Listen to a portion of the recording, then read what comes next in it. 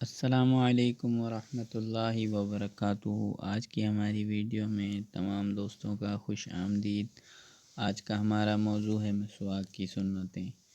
وضو کی سنتوں میں سے ایک سنت مسواک کرنا ہے اور یہ سنت موقدہ ہے۔ مسواک کرنے کی احادیث میں بہت فضیلتیں آئی ہیں اور اس کے اہتمام کرنے کی تاکید بھی بہت آئی ہے۔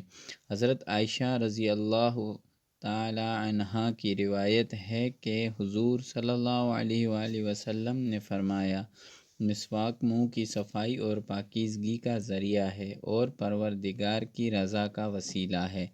دوسری روایت میں ہے کہ جس نماز کے وضو کے لیے مسواک کی گئی وہ نماز اس نماز پر 70 درجہ فضیلت رکھتی ہے جس کے لیے مسواک نہ کی گئی ہو۔ تیسری روایت میں ہے کہ اگر مجھے یہ ڈر نہ ہوتا کہ میری امت کے لوگ دشواری میں پڑ جائیں گے تو میں ہر نماز کے ساتھ ان کو مسواک کرنے کا حکم دیتا۔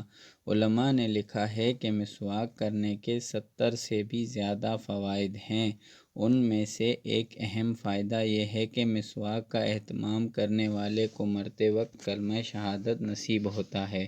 مسواک کسی کڑوے درخت کی ہونی چاہیے، اگر پیلوں کے درخت کی ہو تو بہت بہتر ہے، کیونکہ حدیث میں پیلو کے درخت کی مسواک کا ذکر آیا ہے، یا زیتون یا نیم کے درخت کی ہو۔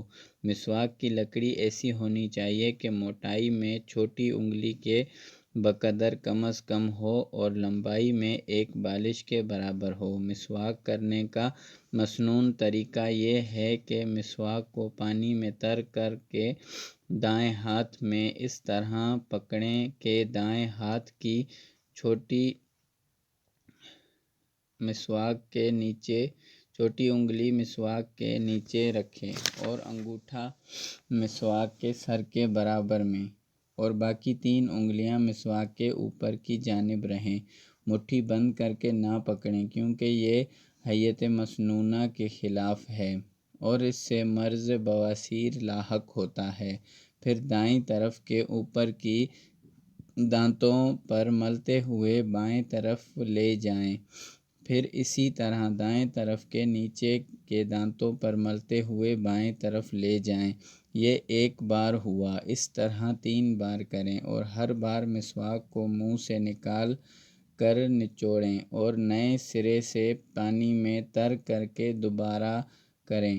زبان اور تالو کو بھی مسواک سے صاف کریں۔